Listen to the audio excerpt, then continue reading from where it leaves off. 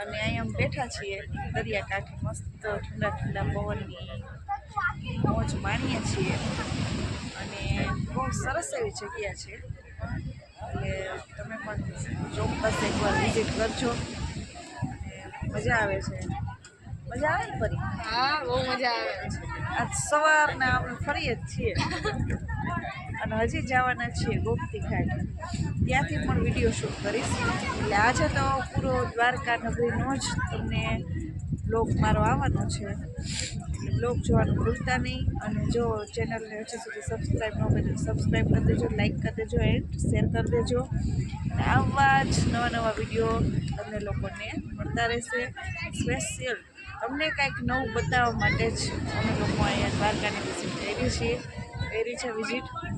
એટલે ચાલો હવે ગોમતી ઘાટ જઈને મળીએ અને આપણે મોજાની લહેર મસ્ત આવે છે એનો આનંદ માણીએ બેઠા બેઠા.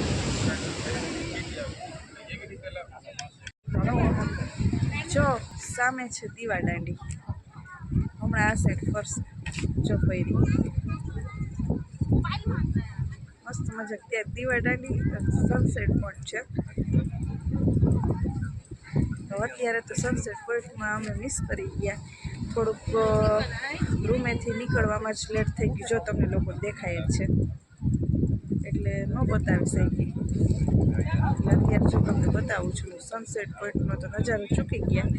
દીવા દાંડી જો દેખાય છે, ફરે છે ફરતી.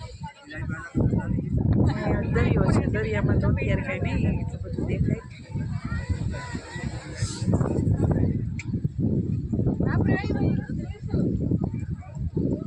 જો અહીંયા આ રીતે ખાણીપીણીનું બધું છે.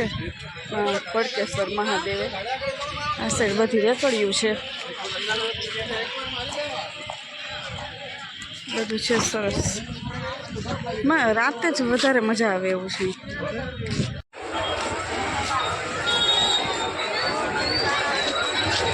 આ દ્વારકાની મંદિર બહારનો નજારો છે, તમે જોઈ શકો છો. રાતનો સમય છે, થઈ ગયા છે 9 વાગ્યા.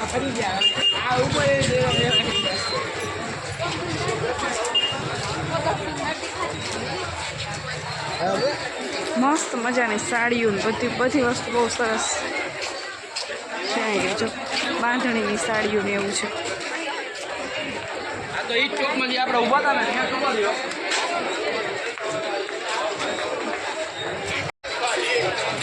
જો સામે છે સુદામા સેતુ, જે અત્યારે બંધ છે.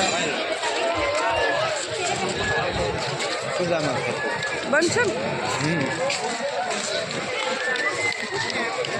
ઉપર રેસ્ટોરન્ટ છે માધવ.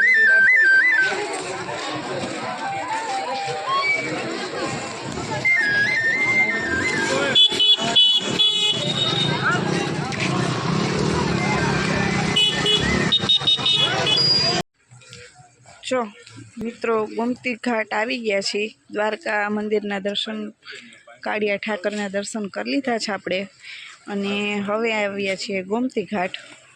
અને સમય થઈ ગયો છે 9:30 પોણા 10ની આઈ થિંક કંઈક થયો છે સમય.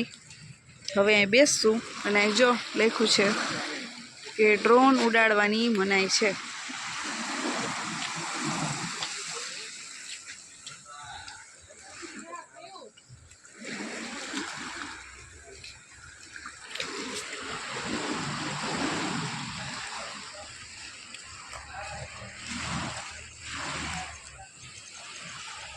જો મિત્રો ચેનલમાં તમે નવા જોડાણા હોય તો ચેનલને લાઈક, શેર એન્ડ સબસ્ક્રાઈબ કરી દેજો. એટલે આવા જ નવા વિડીયો મળતા રહીએ. અને અહીંયા જો મસ્ત મજા આવે છે.